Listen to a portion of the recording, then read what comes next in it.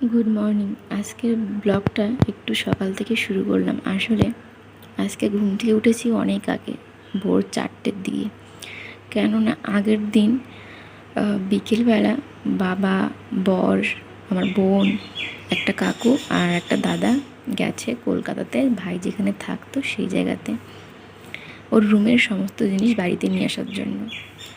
তো আমারও ভীষণ ইচ্ছে ছিল ভাই যেখানটায় থাকে সেখানে যাব, কিন্তু আমার যাওয়া হলো না, যেহেতু আমার একটা ছোট্ট বাচ্চা আছে। এই কারণে ভীষণ মন খারাপ লাগছিল যে আমি যেতে পারলাম না, ভাই কোন জায়গায় থাকতো সেই জায়গাটা দেখতে পারলাম না।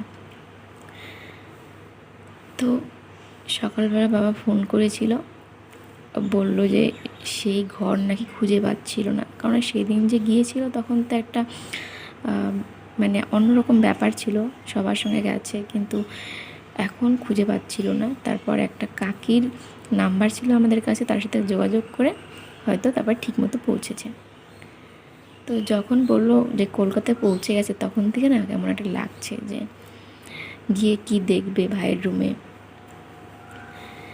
মানে হয় না একটা কষ্ট, বুঝতেই পারছো, যে রুমে থাকে তারপরে সে যদি সেখানে না থাকে সেখানটায় গিয়ে কেমন লাগতে পারে, বাবার না জানি কতটা কষ্ট হবে।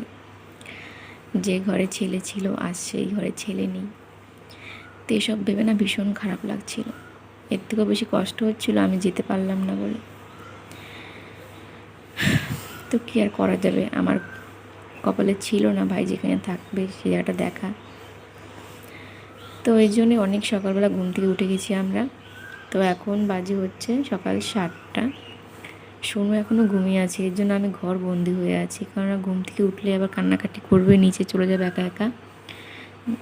তো সবাই চলে গেছে নিচে, আমি ঘরেই আছি।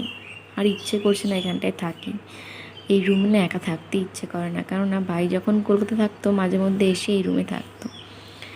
মানে বিয়ের আগে এখানে আমরা 2 বোন থাকতাম, ও উপরের রুমে থাকতো, কিন্তু কলকাতা যাওয়ার পরে ও এখানে থাকতো এসে এসে।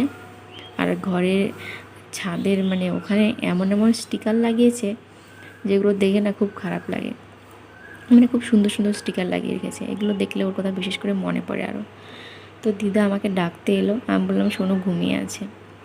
তো এরপরে আমি গিয়েছিলাম বাড়িতে, স্নান পুজো করে চলে আসি। সোনুর আবার এদিকে খাওয়াও হয়ে গেছে। সোনুর বম্মা মানে আমার দিদা সোনুকে খাইয়েছে, আর সোনু ছিল আমার মামার কাছে, মামার সাথে বসে বসে টিভি দেখছিল। প্রচণ্ড গরমের জন্য সোনুকে টাকলু করে দিলাম। তো ওকে বলছিলাম তুমি যে টাকলু করেছো দেখেছো? বলে হ্যাঁ দেখলাম তো দিদুনের ফোনে আমি খুলে দেখি, আমাকে দেখা যাচ্ছে আমার টাকলু মাথা। আমাকে বলছে এই দেখো, ওই যে এভাবে আমি দেখলাম, ওই দেখো আমাকে দেখা যাচ্ছে। সোনুর এই পাকা পাকা কথা শুনে না কী আর বলবো। তো সোনু না একটা টাইমে ওর দাদুকে দেখে ভীষণ ভয় পেত, মানে আমার মামাকে দেখে কাছে যেতই না, কিন্তু ভালোই এখন যাচ্ছে। মানে আগের বার যখন মামা এসেছিল তখনও গিয়েছিল, এবারও যেহেতু আগের দিন বোন সবাই চলে গেছে তখন থেকে সোনু আমার মামার পিছন ছাড়ছে না, যেখানেই যাচ্ছে দাদুকে লাগবে, দাদু কোথায়, দাদুর সাথে বসবো, দাদুর সাথে হাঁটবো, এসব নিয়ে ব্যস্ত। তো যাই হোক, মামা না থাকলে খুব অসুবিধা হতো সোনুকে রাখতে।